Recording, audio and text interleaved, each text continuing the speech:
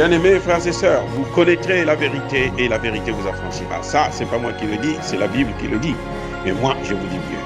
Vous connaîtrez la vérité historique, notamment celle de vos ancêtres kémites, et vous aurez une vision globale de ce que c'est que la vraie souveraineté politique. J'ajoute, vous reviendrez à la spiritualité africaine ancestrale et vous comprendrez les enjeux de l'indépendance économique. Et pour terminer, vous accepterez votre identité culturelle kémite et vous obtiendrez deux choses. La première, c'est la paix. La seconde, c'est le développement, à une condition. L'unité de toute l'Afrique noire, l'unité de tous les Noirs du monde entier. Otep à tous, bienvenue sur la chaîne des panafricanistes par essence, par conviction et par excellence. Celle des citoyens kémites par nécessité et obligation de combat. Nous sommes une chaîne qui n'est guidée que par nos ancêtres et rien que par les ancêtres qui appartiennent à l'égrégore du monde noir. Par conséquent, nous ne croyons en aucun Dieu venu de l'étranger. Toutefois, cette vidéo n'est aucunement destinée à inciter à la haine ou à la violence, car nous menons un combat qui est d'abord et avant tout spirituel, intellectuel et démocratique. Ensuite, il est politique, géopolitique et géostratégique. Contre l'impérialisme, le colonialisme, le néocolonialisme et l'endocolonat, qui sont tous qualifiés de crimes contre l'humanité. Nous menons ce combat sur la base du principe fondamental que nous avons hérité de nos ancêtres kémites, qui est celui de la Mahat, c'est-à-dire solidarité, vérité et justice.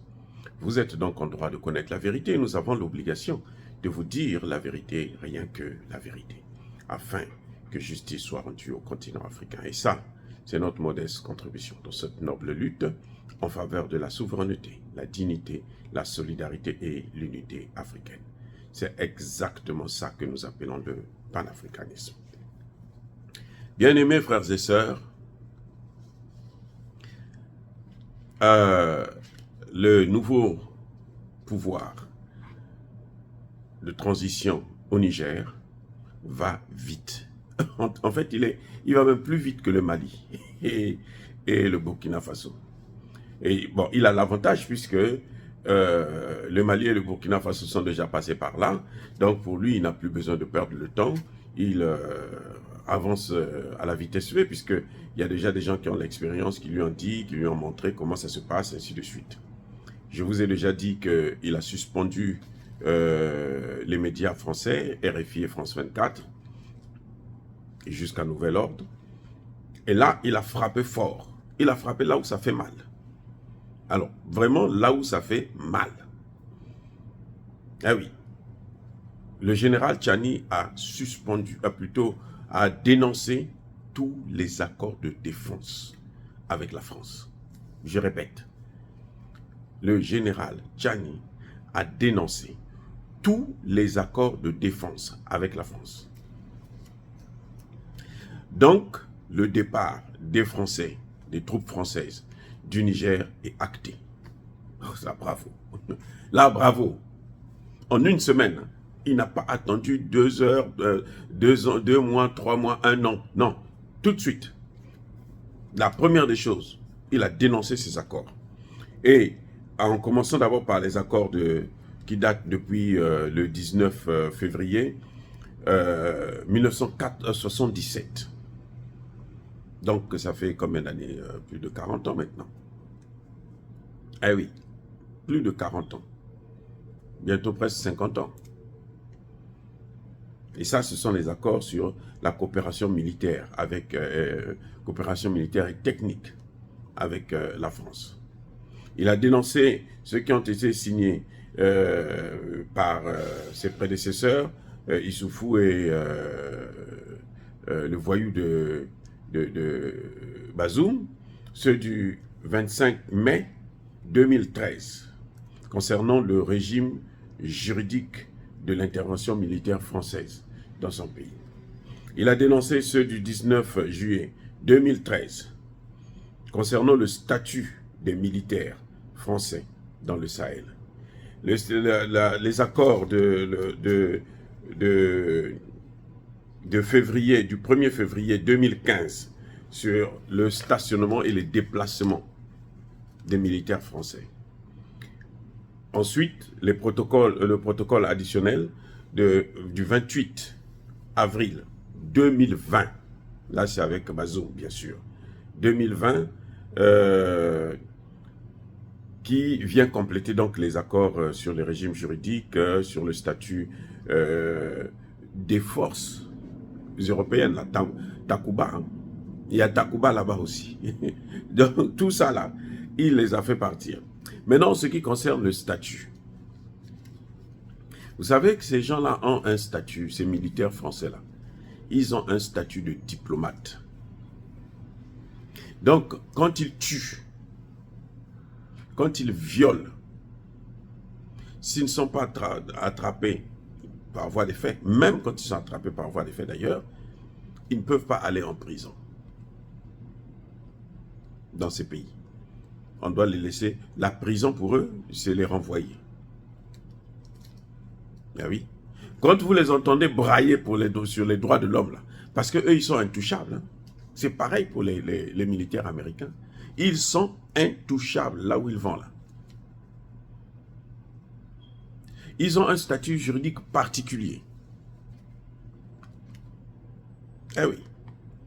Ils ont le droit de tuer, de violer nos enfants, même les mineurs, nos petits-enfants. Ce n'est pas leur problème parce qu'ils sont intouchables. Ils peuvent se déplacer où ils veulent, quand ils veulent. C'est ainsi que vous allez par exemple dans un pays comme le Gabon, vous trouvez des militaires français en tenue militaire, ils se baladent dans la ville, tranquillement, il est chez lui, donc il n'y a pas de problème. Il a le statut de diplomate, on ne peut pas le toucher, mais quand même il se balade comme il veut. Ce qui est pire, et ça, ils ne l'ont jamais écrit dans les statuts, d'où vient leur salaire? Mais leur salaire vient de l'argent des Africains, des comptes d'opération. C'est pour ça qu'ils ont des gros salaires, et l'argent des comptes d'opération. Donc c'est à nous de payer.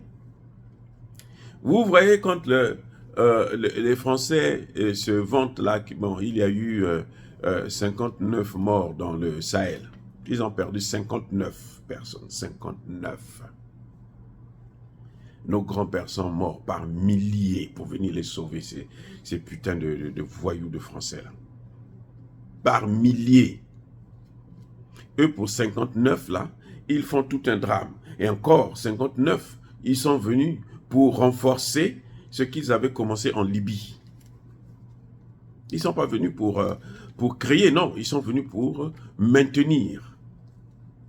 Et puis malheureusement, par erreur, ou bien eux-mêmes, entre eux, ils s'entretuent, parce qu'on l'a vu à Bouaké, où Chirac autorise l'assassinat de 9 Français pour lui donner l'autorisation, le droit de venir détruire les quelques avions que l'armée ivoirienne avait.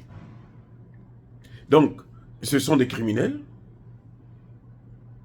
purs et durs, qui peuvent tuer, et puis bon, rien ne leur arrive. Maintenant, quand ils parlent de 59 Français morts, là, quand ils meurent, là, chez nous, là, vous savez ce qui se passe?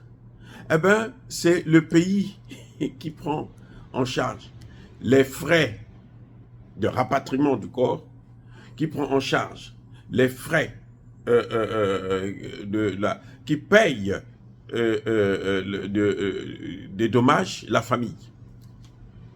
Bien entendu, on ne va pas venir auprès du gouvernement pour prendre l'argent, puisque ça va faire un scandale, ça va passer par les services publics et tout, on va tout savoir. Donc ils vont prendre ça directement sur le compte d'opération. C'est pour ça que vous voyez qu'ils ont la plupart de leur base dans les pays francophones, parce qu'ils sont payés aux frais de la princesse africaine. Donc, et c'est une très très très bonne idée de dénoncer. C'est la première des choses. On ne peut pas attendre. Vous avez vu comment Emmanuel Macron a parlé? Vous ne touchez pas à nos intérêts. Mais là, les accords de défense, là, ce n'est pas des intérêts. Ce n'est pas ses intérêts. Là, ce sont des accords. Et c'est prévu. La dénonciation est prévue dans tout accord. Eh oui, vous devrez avoir la possibilité de vous rétracter. Donc la réponse, le gouvernement a répondu à Emmanuel Macron. Il est venu prendre ses ressortissants, mais il n'a qu'à prendre aussi ses militaires. Ils n'ont qu'à partir. Donc, ça fait que le départ des troupes françaises est acté. Avec cette dénonciation, le départ des troupes françaises est acté. Ils n'ont plus le droit de rester là. Et ça complique en plus la tâche des négociateurs. Puisque les négociateurs, là, tout ce que vous voyez, tout le cinéma de la CEDEAO, là, tout ça, là, c'est pour sauver les militaires français. Parce que ce sont eux les garants du pillage de l'uranium. Je répète, tout le tralala que fait la CEDEAO, y compris Bola Tinubu, ce n'est pas pour autre chose que sauver la présence militaire française au Niger, dans le Sahel. Il n'y a pas autre chose qu'ils cherchent. C'est sauver la présence militaire dans le Sahel. Bon, puisque vous venez pour les sauver, mais ils sont déjà sur la route de départ, vous allez faire quoi? Vous allez faire quoi? Vous ne pouvez pas venir signer des accords.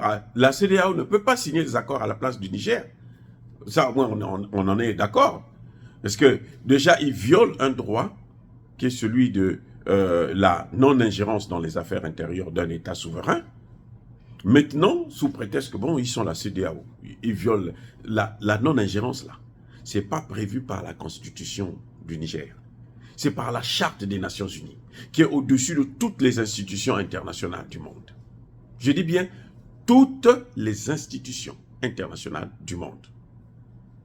Mais vous violez quand même cette charte.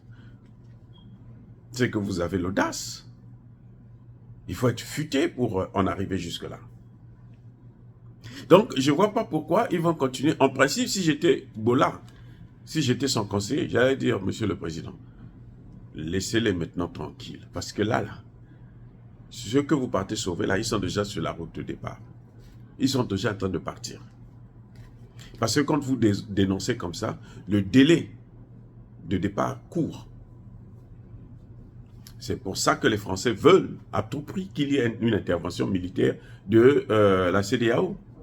Or, ce n'est pas évident. Tel que les choses sont en train d'aller là, ce n'est pas évident.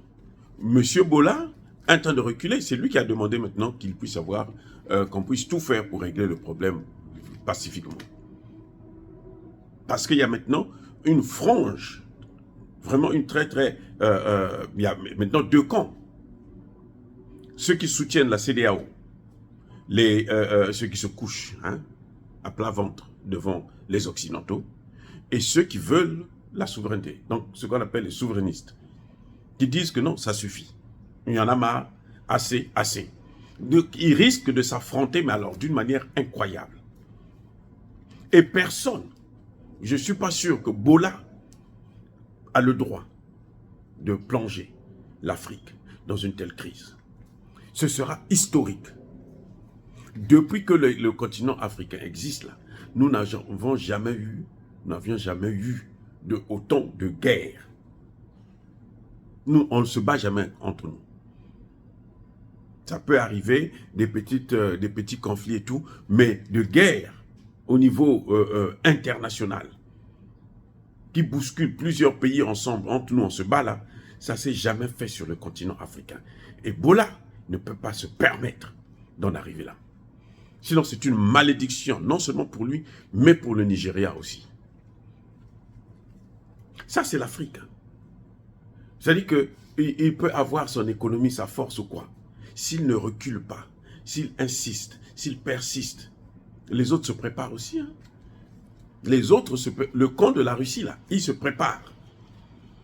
Et ça va mal aller, très très mal aller pour eux. Je peux vous le garantir. Les États-Unis ne donnent jamais des vraies armes aux autres. Vous savez, les F-16 dont on parle là, ils ont même les F-35 maintenant. F-23, 35 et autres. Les F-16 là, on vous donne un code qui est valable seulement quelques heures. Même pas une journée. Donc chaque fois que vous voulez l'utiliser là, eux ils doivent savoir. Et ce n'est pas évident. Pourquoi les pays comme l'Arabie Saoudite et autres, ils sont en train d'échapper de leur joug? C'est à cause de ça. Bref, en tout cas, bravo pour ce nouveau gouvernement. Ils ont frappé là où ça fait mal et là où il fallait frapper. Parce que ça ne devrait pas attendre. Ce sont les priorités. Dire cela, c'est inciter à la haine ou à la violence? Non. Yaba, colère, Veyamalembe. Encore une fois, bien-aimés frères et sœurs, soyez bénis, abondamment bénis par le Dieu de Kémit et par nos ancêtres angélisés. Mais que tous ceux qui persécutent le continent africain, qui le pillent et le déstabilisent, qu'ils soient noirs, blancs, chinois, arabes, indiens, qui qu'ils soient punis, maudits, foudroyés, neutralisés, effacés, écrasés par ce Dieu de Kémit et par nos ancêtres angélisés. Vive l'Afrique éternelle, j'ai dit et j'assume.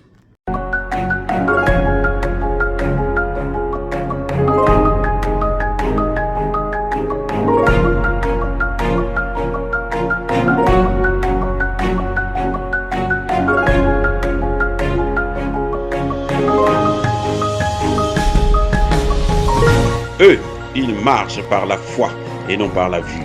Mais moi, je vous conseille vivement de marcher par la connaissance scientifique et historique, notamment celle de nos ancêtres kémites, par les 5 sens et par l'intelligence. Abou Abia.